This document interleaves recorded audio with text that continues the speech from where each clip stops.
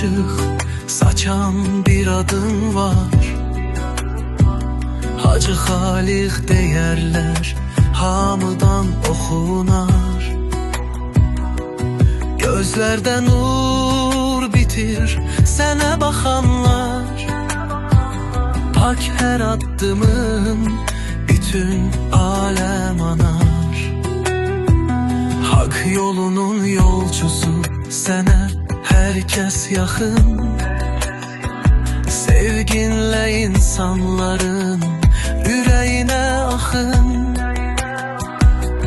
Sözlərin inci kimi toxunar dərin. Bir ümid tək hər zülmətdən çıxarır.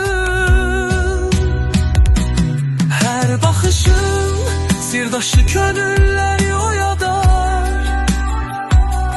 Hər kəlmən ümid tək buludları dağıdar. Həyat tərzin bir mayak, yol göstərən ulduz. Hacı Halik adın daim xeyrə aparır. Paklıq tək hər işin adını çağırsan. Nur dolur qəlbimə, xəyallarda qalsam. Günəşdə soluxar, amma sənin adın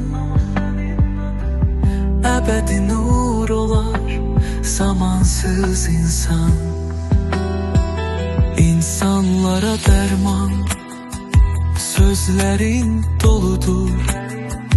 Haq ilə danışıb, paklıqdan doğulur. Bir könül sığışar sənin bir baxışına. Adın dillər əzbərin, hər künc qapılar. Hər baxışın sirdaşı könüllər